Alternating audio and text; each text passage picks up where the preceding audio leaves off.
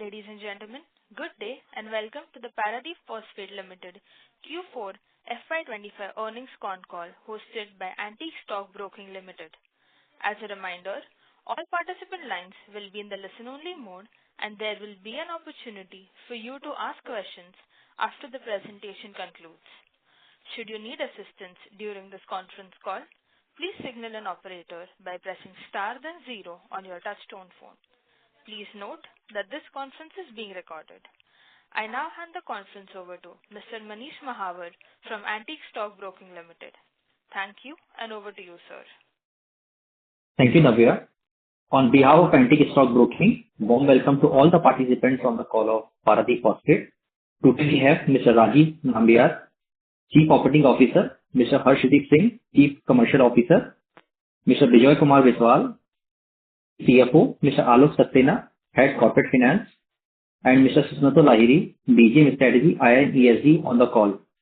Without further ado, I would like to hand over the call to Mr. Nambiar for opening remarks, post which we will open the floor for Q&A. Thank you and over to Mr. Nambiar. Good morning, Manish. Thank you for the call. And good morning, everyone. And warmly welcome you to the Paradeep Phosphates Q4 as well as Financial Year 2025 earnings conference call. We have shared our earnings presentation and press release, both available on our website and stock exchanges, and I hope you had a chance to go through them. FY25 has been a truly transformational year for the company, marked by healthy profitability, improved operational efficiency, and significant strategic progress. On the financial front for FY25, the company posted a very healthy 452% year-on-year surge in profit after tax, powered by highest ever fertilizer sale of 3.03 million tons. Revenue from operations stood at 13,820 crore, registering a 19% growth over the previous year. EBITDA rose sharply to 1,367 crore, up by 91% year-on-year, while the profit before tax increased by 434% to 752 crores. In Q4 alone, revenue grew by 56% to 3,494 crores, with EBITDA doubling to 389 crores and PBT rising nearly eightfold to 223 crores. In line with our dividend policy, the board has recommended a dividend of rupees 1 per equity share on the face value of rupees 10 for the financial year 2025. Over the past 4 years, PPL has demonstrated industry-leading growth across the fertilizer production, sales volume, market share, and key financial metrics, including revenue, EBITDA, and PAT. The successful execution of key capex proposals is now yielding the visible cash flow benefits. On the operational front, the company reported production volume of 2.63 million tons and primary sale of 3.03 million tons for the full year, reflecting year-on-year growth of 14% and 20% respectively. PPL served over 9.5 million farmers across 15 Indian states through a wide network of more than 95,000 retail points. Our product basket includes 9 diverse crop and soil-specific NPK grades, with N20 sales crossing a record 1.06 million tons for the first time. Our share of NPK in the product mix has steadily increased over the last 2 years, reinforcing our ethos of balanced fertilization for the soil. We produced 4.86 lakh tons of phosphoric acid during the year, making a 30% year-on-year increase, while the sulfuric acid production stood nearly 1.3 million tons. PPL also achieved record post sales, maintaining high sales velocity, which led to improved receivables and better working capital efficiency. We continued our innovation-led offerings, selling 1.66 million bottles of nano fertilizers and receiving a strong market response for our recently introduced TSP product, with sales of nearly 1.5 lakh tons during the year. We maintained a sharp focus on strategic sourcing and supply chain agility, leveraging a long-term supply relationship and robust on-site storage infrastructure to navigate raw material price volatility during the year. The company ended FY25 with a net debt-to-equity ratio of 0.78, marking a 28% reduction over the previous year, along with improved net debt per ton of sales. These operational efficiencies translated into healthy free cash flow generation, post working capital and capex. On the ESG front, PPL achieved a significant milestone by being ranked among the top 2% globally in the chemical sector by S&P Global as a part of the 2024 Corporate Sustainability Assessment, which forms the basis of the Dow Jones Sustainability Index. This recognition underscores our growing leadership in sustainability and our continued focus on embedding ESG into every layer of strategy and operations. Our strategic roadmap anchored in 3 core pillars. They are scale in operation, backward integration, and product innovation. The ongoing merger with MCFL is expected to enhance our overall sales volume by approximately 23%, taking them to 3.7 million tons. This will also enable deeper penetration into key southern markets and provide opportunities to sell and upsell as well as cross-sell. In parallel, we have been investing in backward integration with an aim of enhancing our margins. The expansion of sulfuric acid capability to 1.9 million tons at our Paradeep site is progressing well and is expected to be commissioned by Q3 of this year. Additionally, our plans to augment phosphoric acid capacity to 0.7 million tons from the current 0.5 have commenced, and we expect completion within 2 years. These expansions will help us achieve greater self-reliance and long-term sustainability in operations. On the product innovation front, we were the first to introduce the triple superphosphate TSP and biogenic nanofertilizers in the country, both of which saw healthy sales in FY25. Our focus going forward remains on developing differentiated low-carbon products tailored to soil and crop-specific needs, aligning with both farmer expectations and the environmental goals. Overall, FY25 has been a defining year for the Paradeep Phosphates. We have strengthened our market position, delivered strong financials, and built a resilient and agile operating model. I want to thank our employees, channel partners, customers, and all stakeholders for their continued trust and support. We look forward to building on this momentum and delivering a greater value in the years to come. Thank you, and I now look forward to your questions. Thank you. Thank you very much. We will now begin the question and answer session. Anyone who wishes to ask a question may press star and 1 on their touch-tone phone.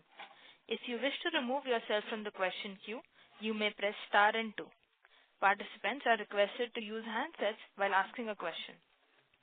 Ladies and gentlemen, we will wait for a moment while the question queue assembles.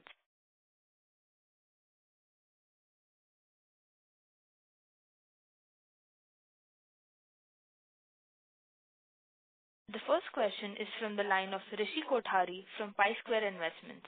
Please go ahead. Hello. Yeah, thank you so much for the opportunity and congratulations on a good set of numbers. Also, I have a couple of questions. First, regarding the current margins that we are sustaining. So, of course, it was the effect of backward integration that we are eventually incorporating in the company. So, these margins will be sustainable for the next 2 to 3 years? How exactly are we looking at? And will it be similar range or will it increase eventually? Related to the margin, shall I take? Yeah, you can. Yeah. Regarding this, this backward integration and the impact on the margin, this is what, on account of this process, integration of from 5 lakh, 3 lakh to 5 lakh ton. So that will be continued and it will be sustained. Apart from that, whatever the things we are doing, which is in pipeline, this new sulfuric acid, which is going to stream by Q3, that will also add to that will also impact the margin positively. Okay, so whatever PPL margins that we have for EBITDA as well as PAT, that will be sustainable or rather increase as and when the backward integration whole process is completed by Q3 FY26, right? Yeah, we expect it to improve. Okay. So in terms of demand for, if I say, what exactly is the scenario in the I know that we are more focused towards the rural part of India. What exactly is the demand from California? So the demand outlook remains very, very strong.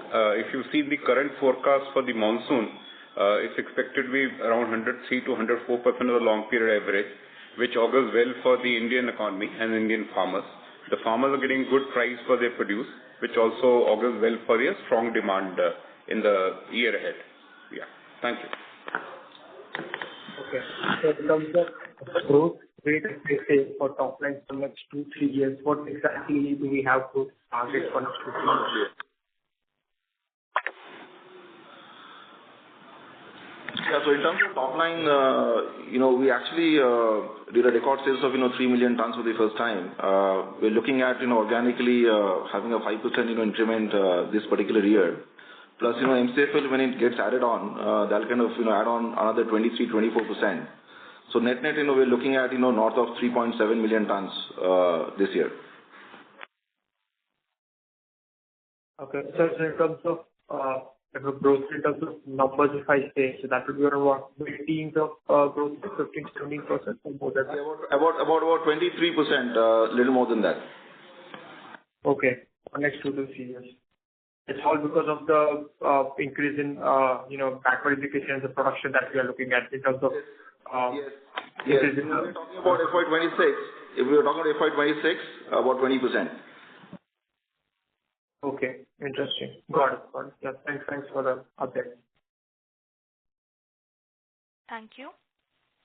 Participants who wish to ask questions may press star and 1 at this time. Next question is from the line of Jignesh Kamani from Nippon AMC. Please go ahead. Hi, Tim. Congratulations for a good set of numbers. Just on the DAP side, I think government announced additional subsidy of around 3,500 rupees last year, and we book, I think, 3,000 out of 3,500 for the 9 months. So just want to check in the fourth quarter ahead, we book additional amount for the entire year, and what is the quantum? Hi, Jignesh. See, the policy says that 3,500, but whatever has been paid, that has been booked. And this 500 has not been booked, so that will be, as far as and when this will be declared, then it will be booked. So in fourth quarter, there was no incrementally benefit which you booked. It was a pure, you can say, profitability which was there. Yes. Yeah. Understood. And with the revised subsidiary on the trading, DAP import trading, is there any margin now? Because earlier there was no much margin left, and hence there was a shortage of DAP.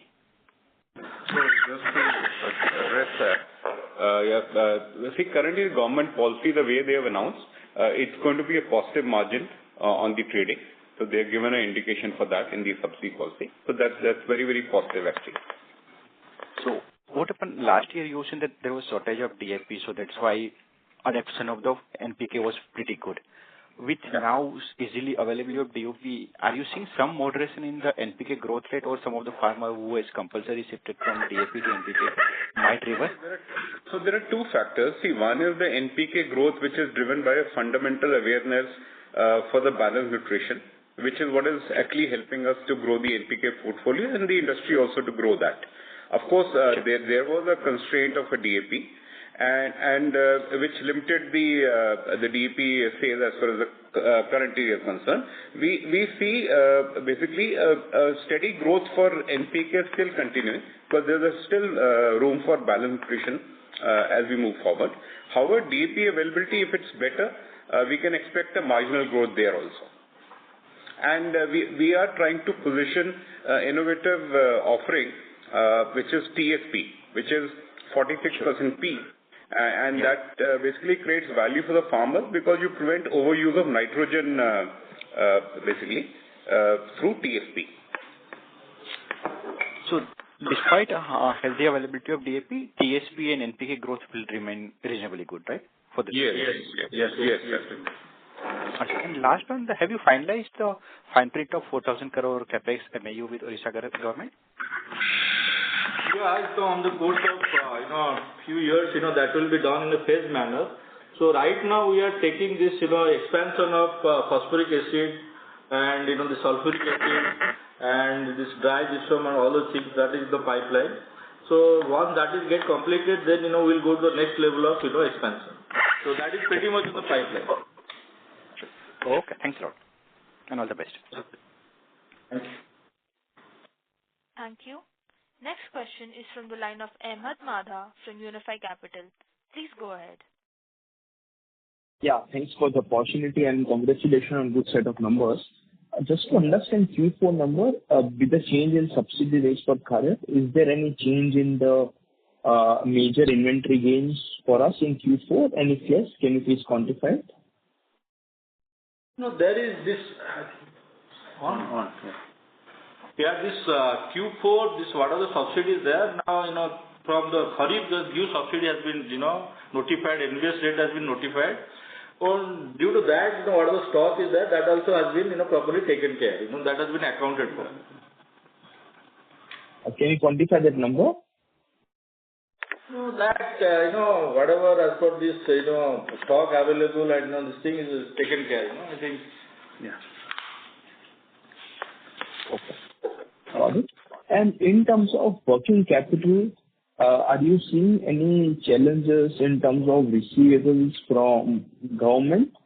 That's my first question. And second part of the question is, if I compare our receivable days compared with other peers of us, be it in urea business or NPK business, our relative receivable days look higher. So is there any sort of technical reason which I'm missing, which explains the higher receivable days relatively? Just to kind of clarify, see, basically we are trying to look at how we can drive improvement. So if you look at our performance vis-a-vis last year, the receivable days, both from the market and the subsidy receivables, there is a significant improvement which has happened. And that's a direction which has been enabled well by a good market demand and good cash flow from the government as well as the market. If you look at the trend, it's very strongly positive for the current year. Okay, got it.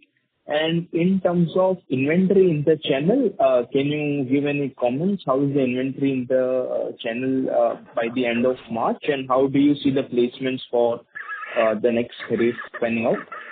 So just to kind of tell you, the channel inventories are at a very optimal level. If you look at the post sales, also the farmer sales, like while our primary sales was 3 million ton plus, the farmer sales also was 3 million ton plus. So we maintain consistent inventory levels, which is a steady state around 4 lakh metric ton, 3.5 to 4 lakh metric ton. Okay, no, yeah, thank you so much. Thank you. Next question is from the line of Riju Dalui from Antique Stock Broking. Please go ahead. Hi, thanks for the opportunity and congrats for a good set of numbers.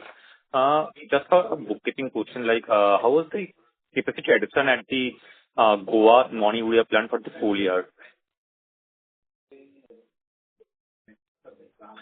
Can you repeat the question? We couldn't understand. If you could tell us the Goa non-urea plant utilization for the full year. Oh, that is actually an outstanding year. Actually, last year we almost touched the fullest capacity utilization. So that's a good news for the last year. Yeah. Okay, so it's 100% utilization is there for the non-urea plant? Yeah, it's almost like the fullest utilization, one of the best utilization in the recent years. Understood. And the other question is that in FY25 for the full year, we have seen strong volume growth in the manufacturing fertilizer side, right? So probably we are utilizing roughly around 85% of our total installed capacity in the non-urea side. So if you could highlight with the current capacity, how much we can, incremental volumes we can sell into the market for over next 2 years. This year we have sold 3 million ton. Out of that, this product manufactured is around 2.6. So we plan to grow around 5%, 5 to 7.5%. On an overall basis. Okay. So we are saying that we might be utilized 95% of our total capacity in terms of manufacturing fertilizer. Yeah, we are aiming for that actually. Yeah.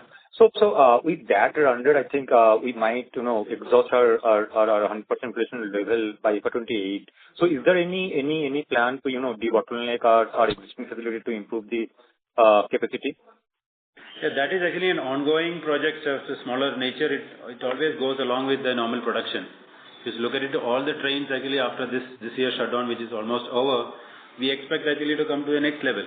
So that debottlenecking is an ongoing job for us, and that will definitely realize much better utilization for the equipments and overall equipment effectiveness. Understood. And in terms of profitability, right, so in Q4, like we have registered one of the great EBITDA per ton, and in terms of EBITDA margin, the margins were on the highest ever in the last few quarters. Was there any kind of inventory gain in terms of your non-urea side business, especially in the manufacturing fertilizer or the NPK or DAP side? Yeah, this, due to the NBS impact, notification, whatever, this upside that has been accounted for as a policy, as an accounting policy. Riju, it's basically a function of multiple things. Backward integration is one, the right product mix is one, wherein we have had more of NPKs. And of course, there have been some inventory as part of our, channel inventory, and that's been accounted for as part of the NBS, whatever was given out. Understood. But see, I just wanted to understand one thing is that, if you look at the RN prices, which are higher, which are continually increasing for last couple of months, right? So was there any kind of inventory gain for this quarter, and if you could quantify that gain? No, we can't, quantify. What we say that, whatever the stock is there, that, will be utilized in the process. So, and that will be accounted for, in due course. Okay, understood. And in terms of your growth in the northern region or the northern market, so is there any kind of market share gain that we have witnessed during the quarter?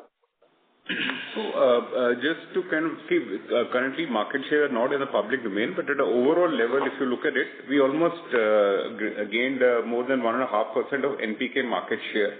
Our growth of NPK portfolio as far as farmer sales was concerned was upward of 50%, whereas the industry growth of 31%.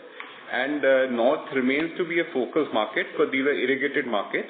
And the way PPL's portfolio is concerned, we are in a very balanced kind of volume contribution from north, east, west, and south. Okay, understood.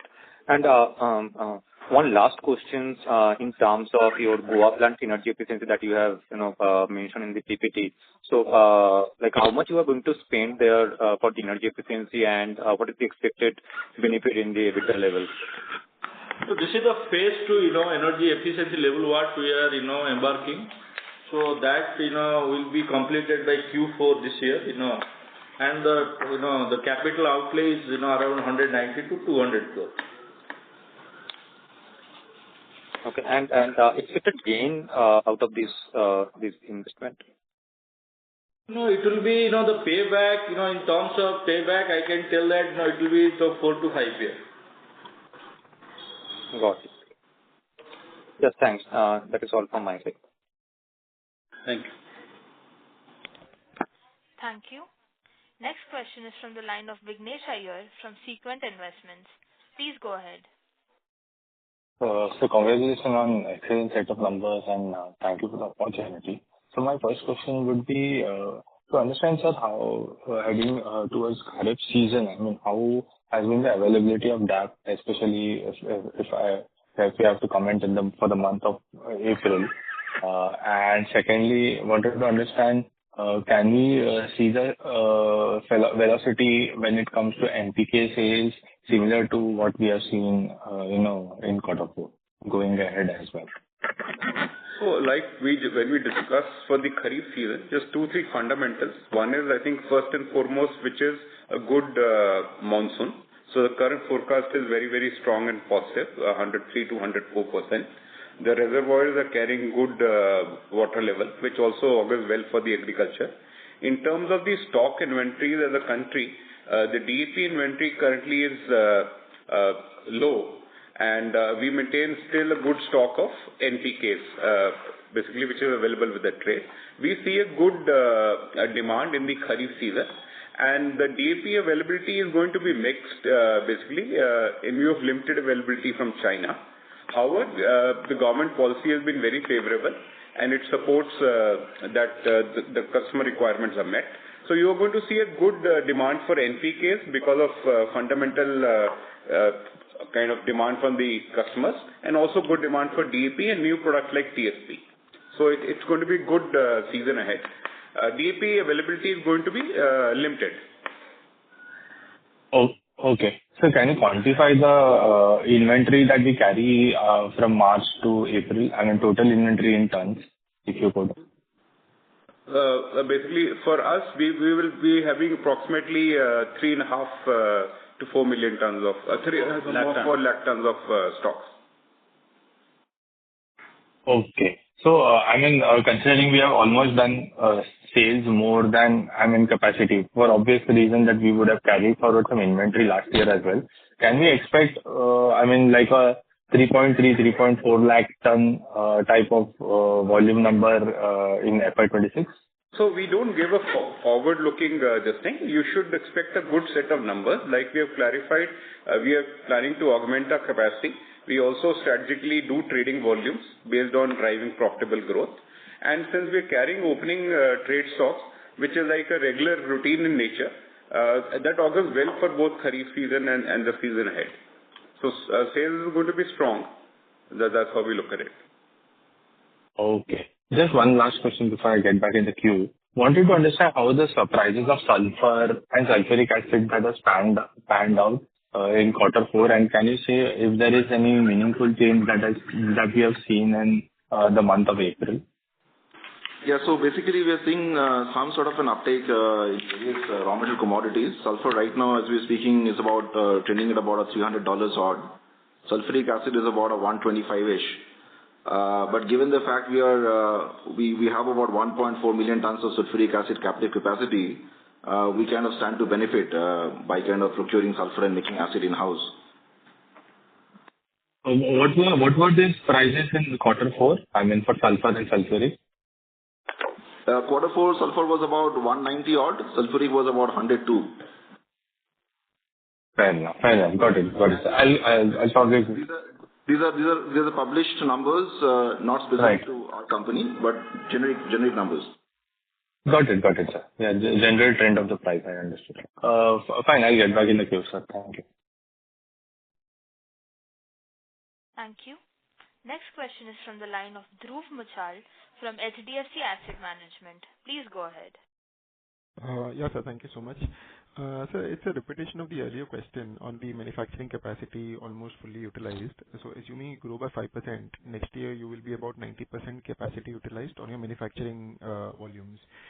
So just trying to understand how much more can you do from debottlenecking, and and when do you probably will have to go for the next phase of expansion, and how do you time it better? Thank you, Dhruv. Actually, capacity last year witnessed actually one of the best capacity utilization of all the trains what is operate. This year actually, like we said about debottleneck is an ongoing activity for us. At least 5 to 8% of the capacity we expect to come out of the debottleneck. And accordingly, there are a lot of other things happening parallelly in terms of reliability improvement and the excellence in terms of manufacturing, in terms of improving capability of people.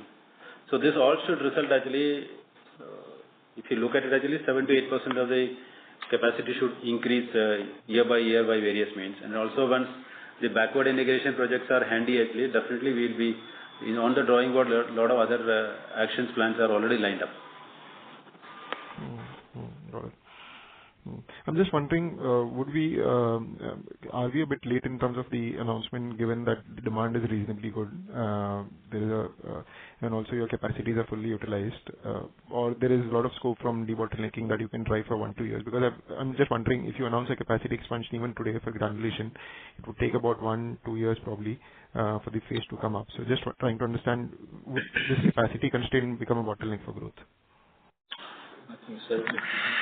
So Dhruv, if I may add, actually, the growth for Paradeep Phosphates over the last 4 years has been a mix of both organic as well as inorganic.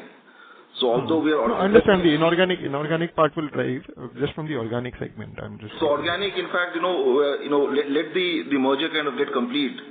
And then I think we should have, very quick plans in terms of how to augment the capacity further. So you have to wait it out. As such, in Paradeep, we have got a spare capacity of 1.5 lakh ton, which can take care of this, whatever growth we are talking. So we can easily have, 1.5 lakh to 2 lakh ton addition with doing, little, this, whatever the debottlenecking we are doing. That is what we are right now doing it. Yeah, and just to add, we're also trying to augment the business growth through the traded volumes.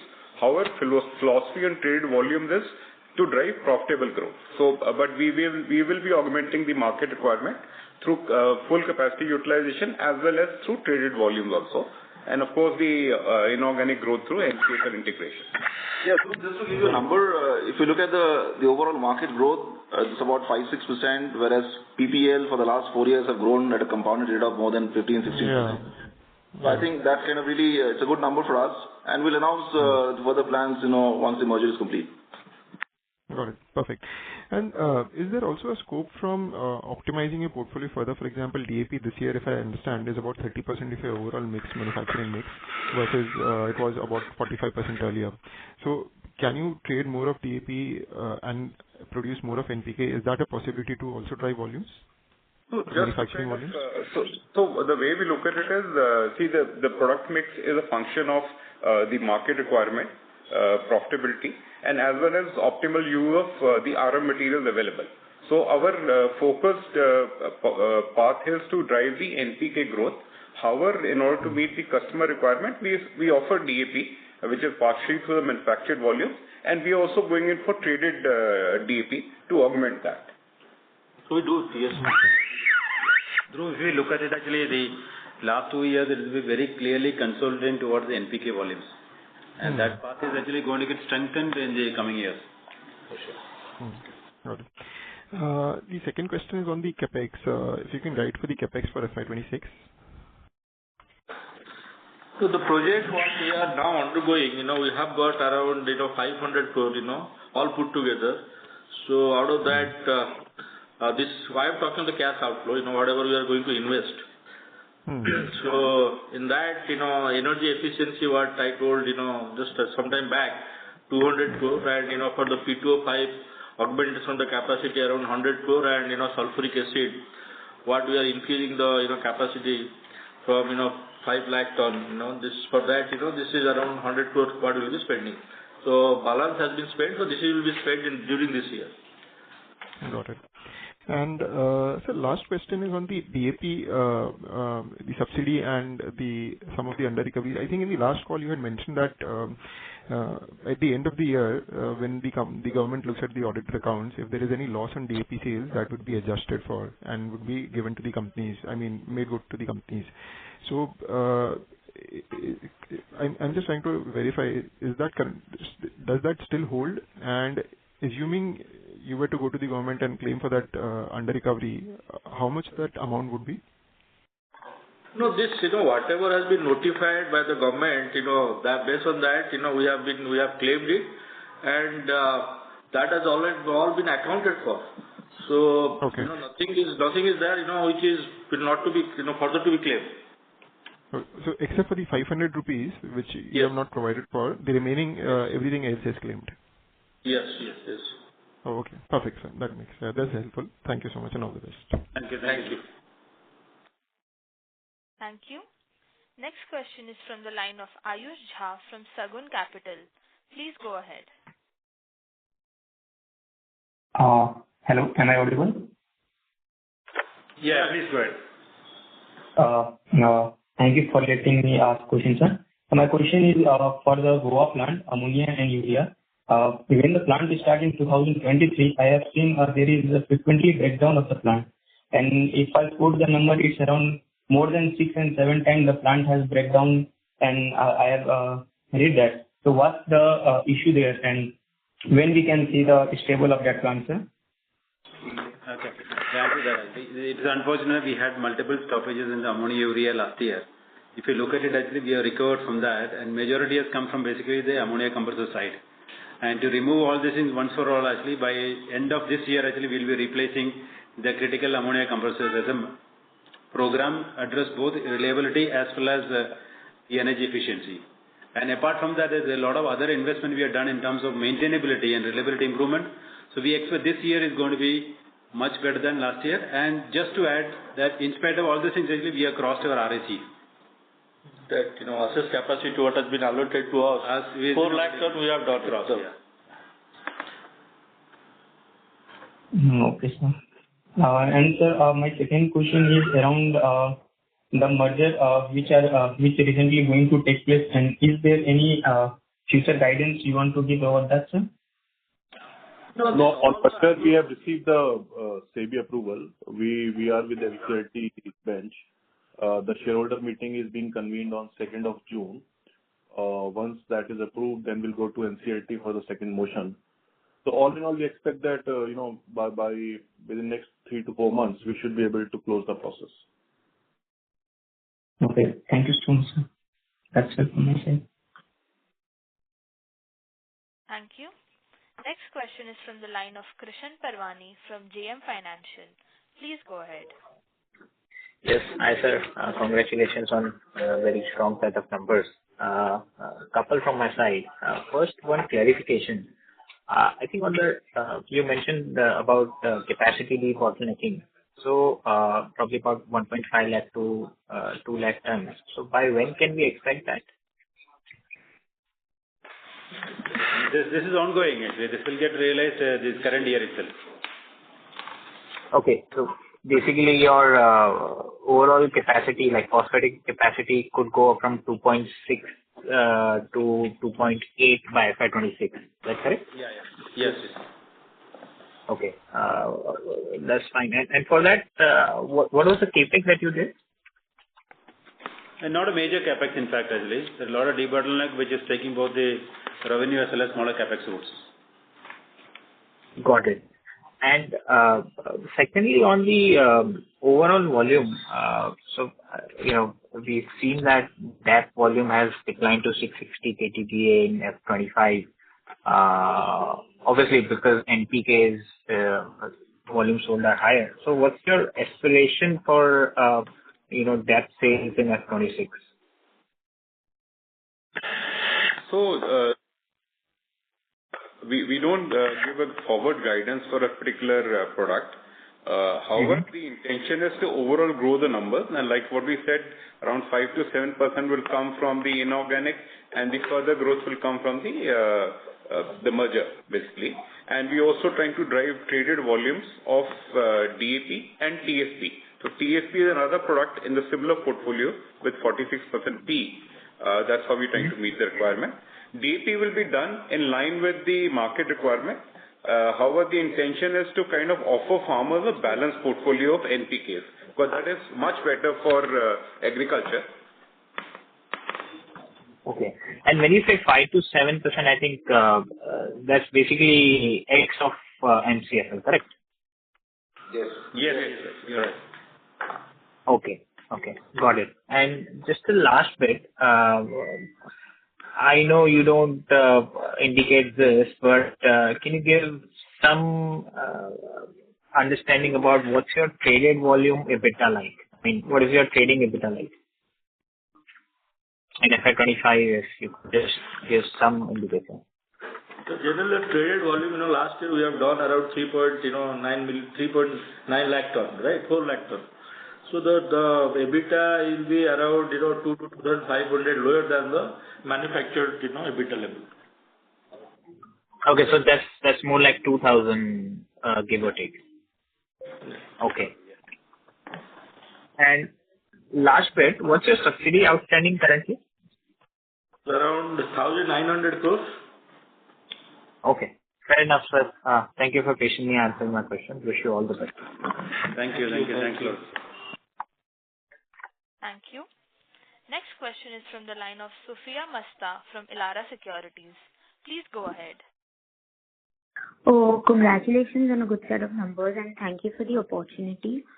I just would like to know that what are the kind of trading volumes that we expect in FY26? if you could give any guidance on that. So like I think we clarified, we are not giving a forward guidance on the numbers ahead. We have indicated a growth of 5 to 7% on the overall portfolio, and trading will be done to support the market requirement basically, and as well as driving profitable growth. So it's going to be, we're going to be looking at DAP and TSP. I would not like to give standalone forward guidance. Okay. And what are like a fixed capex plans for the coming year? In terms of the decarbonization and carbon neutral path, there are big investment which is going to come in terms of energy improvements, especially in the Goa plant. And in Paradeep plant, actually it's going to be backward integration of sulfuric acid as well as phosphoric acid, and some debottleneck to increase the capacity of the current train. Okay, and will be around 500. Okay. Okay, thank you. Thank you. Next question is from the line of Sandeep Mukherjee from SKP Securities Limited. Please go ahead. Yes, sir. Hi. Thanks for taking my question. Sir, citing that the NBS subsidies are revised, so any other products in Goa plant are you targeting, like N10 or something? Just to kind of share with you, see, our Goa remains a dedicated site for making NPK portfolio, and one of our flagship products that we are trying to grow is 1919. And of course, we've got a strong portfolio of other NPKs like N10, N12, N28. So Goa is a dedicated NPK site. Okay, sir. And your capex guidance of 5,500 by FY27 remains intact? Sorry, your EBITDA per ton guidance of 5,500 by FY27 is intact? We continue to give guidance of 4,500 to 5,000 rupees as a sustainable EBITDA, and whatever expansion in EBITDA will happen, it will happen because of the backward integration project that we are undertaking. So to that effect, the EBITDA per ton increase, but the sustainable EBITDA per ton guidance continues to be 4,500. Okay, sir. Okay, sir. Thank you. Thank you. Next question is from the line of Vignesh Iyer from Sequent Investments. Please go ahead. Yes, sir. So my question is more on the other income side of it. Wanted to understand what is the income that we are deriving from, on the other income side. We have been doing 35-40 crores now consistently for the last 2 quarters. So earlier the run rate used to be 15-20 crores. So is it mainly treasury income or how is it? Yeah, because this is mainly on account of the treasury income. And during this year, the cash flow, subsidy inflow, and the trade collection is good. So what is surplus, we have put it in treasury, manage the treasury, and that has yield this type of income. Okay, and can we expect that the net debt to equity, to improve and to see more probably near 0.6, 0.5 times in next 2 years? Certainly, with this type of what the backward integration and this EBITDA, margin, we are talking, and the growth in the volume with the free cash flow, we can expect that. We believe that we'll be able to do that, achieve that. Okay, sir. Got it, sir. Thank you. Yeah.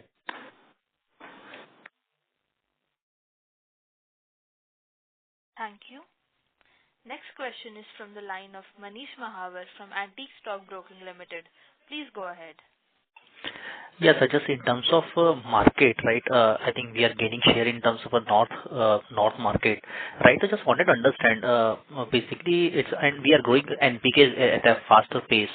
So it's a market in the north, which is more of a depth, I think so heavy, right? It's shifting towards the NPK at a much faster pace because our competitor is also highlighting the same thing. So just wanted to understand from the market perspective.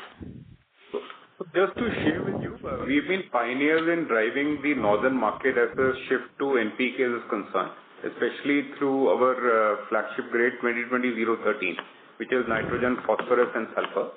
And we are seeing a good acceptance for that product happening right across Punjab, Haryana, UP, Bihar. So which augurs well because the farmer, instead of just putting one or two nutrients, is getting a balanced nutrition of nitrogen, phosphorus and sulfur. And we also see a good scope for NPKs like 12, 32, 16 to also grow in that geography. Okay. And but the market side, it's a more of a shift is happening towards DAP to NPK at a faster pace in these markets? It is definitely happening, okay, and one of the key products which is going in the overall market is 2020-013. So out of almost the 14 million tons of NPKs, almost 7 million is approximately N20. So you can see a clear shift which is happening, and that is more dominant in the north because the south and west are already dominant NPK markets. Right. Okay. And these markets are within the 1400 kilometer range of which is freight subsidy which get, right? It's or it is over and above that in terms of a reach perspective. Yeah. So just to kind of give you see the synergistic effect that we have, that we've got Paradeep and Goa, and we are able to serve the markets based on what is the most optimal thing from both the plants. Okay, understood. And in terms of second question, in terms of your EBITDA per ton, right? I think Alok has said it in one of the answer, right? Is 4,500 rupees per metric ton will be the sustainable number. And how basically my sense is that next FY27, right? Your energy efficiency in Goa as well as our sulfuric acid plant will come, right? So this EBITDA per ton has to improve in FY27, right? 26 maybe will be the operating leverage will play out. Yes. So, what Alok has told, based on that, on a steady state basis, we can, have 4,500. And due to this, all these, backward integration and what are the cost saving project we are doing, it will have a definitely positive impact, on this, our product portfolio. But that also depends, what is the international prices and all these things, depending on all these things. But, it will have a definitely good impact, positive impact on our EBITDA, bottom line. Actually, if you look at it now in terms of 2-3 actions, one is the scale in terms of the production improvement as well as the total selling, and obviously the backward integration and the energy improvement. This is the key thing which are going to be playing out in the coming days against the risk involved in terms of the turbulence which happens. We are quite positive that actually we will derive much higher numbers. Okay, understood. And two bookkeeping questions. One, in terms of subsidy, as you said, 1,900 odd crores of a subsidy outstanding. Can you break it up into the due and non-due subsidy from the government? So out of that, whatever due is around, 700 crores should be. And what is the pipeline now that, cost of is around 1,200 crores. Okay, understood. And next one is interest cost. Basically, if you look at this year, right, we have closed at around 360 odd crores of interest cost. How do you see this number will be the next year? Or maybe you can share the rate of interest, average rate of interest for us. During this year, even though the MCLR rate and RBI rate, there is a, increase and subsequently decrease. But, our rate has, substantially reduced. Our interest rate, which was earlier last year, around 8.5%. This year it is around 7.6 to 7.7%. So this is on account of this portfolio of more this supply credit, buyer credit, and good management of working capital. And this year also, because of this good subsidy and trade collection, so utilization of the fund-based limit also quite muted. Okay. But do you think this overall interest outgo, which is last 2 years is in the same range of 360, 370 odd crores, right, will come down from these levels now as we have good cash now? Yeah, we expect that. Okay, understood. Sure, sir. That's from my side. Thank you. Thank you. Thank you. Next question is from the line of Rohit Nagraj from BNK Securities. Please go ahead. Yeah, thanks for the opportunity and congrats on good set of numbers. The first question is on the phosphoric acid. So currently we have 0.5 million tons of capacity. Are we currently using the entire phos acid for our fertilizers? And the second question is the additional 0.2 million tons which we are adding, that will be sufficient for how many years in terms of the growth that we are targeting? Thank you. Yeah. So hi Rohit. First of all, I think there was a bit of confusion. So in terms of phos acid, we have 0.5 million tons as we speak, and that is sufficient for the Paradeep site.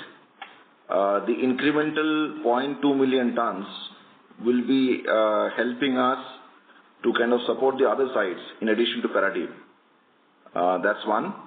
In terms of the other intermediary, which is sulfuric acid, we are augmenting the capacity to 2 million tons, which will kind of, which is expected to complete in another 4-5 months. That should kind of make Paradeep more than 100% backward integrated. Sure. And second question in terms of the battery grade phos acid. So any comments on that from your side? Thank you.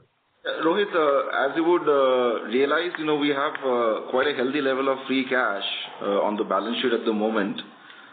We wanted to kind of complete the couple of important items at hand, namely the merger, the phos acid and the sulfuric acid. Post that, we'll announce further plans in terms of utilization of the remaining free cash. Sure. That's helpful. Thanks a lot and all the best. Thank you. Next question is from the line of Shubhro, an individual investor. Please go ahead. Good afternoon, sir, and thanks for the opportunity. This 3,500 rupees additional subsidy on DAP has been extended till the month of September, is that correct? Yes, it has been extended up to September. And regarding? Hello? Regarding the balance 500, yes, sir. Regarding the balance 500 subsidy which is due, by when do you think it will be cleared? No, that, still not notified, the terms, the way it has to be, claimed and all things. So we are waiting for that notification. Once it comes, once it's certain, then we will do it. So this would be the same for all the industry players on DAP, correct? Yes. Okay. Because I asked this because the government has extended this for another 6 months. And the previous dues are also not yet clear when it will be paid out. So that's the reason I was asking. No, your question is valid. This 3,500 has been extended. But this, last year they have, whatever they have paid 3,000, we have accounted for this. Whenever they notify the balance 500, that will be accounted for. That's it from my side, sir. Thank you. Thank you. We take the last question from the line of Sophia Masta from Elara Securities. Please go ahead. Oh, hi. Thank you so much for the opportunity once again. I just wanted to ask that how much capex have we already put into our sulfuric and phosphoric acid plants, respectively? The sulfuric acid plant, whatever we are talking that, 0.5 million ton. On that, out of 480 crore, what are the capital outlay? We have already spent, around 360 odd crores. So that balance will be spent during this year. phosphoric acid that, the 0.2 million what we are talking, out of that, we have just started, we have spent around 30 crore. How much, sorry? We have spent around, 30 crore and the balance, 100 odd crore will be spent during this year. Okay. Thank you so much. Thank you. I would now like to hand the conference over to the management for closing comments. Thank you everyone for joining us today and for your continued trust and interest in our journey and the company. Should you have any further questions, please feel free to reach out to our investor relations team anytime. Thank you. Thanking you all. Thank you. Thank you. Thank you. Thank you. On behalf of Antique Stock Broking Limited, that concludes this conference. Thank you for joining us, and you may now disconnect your lines.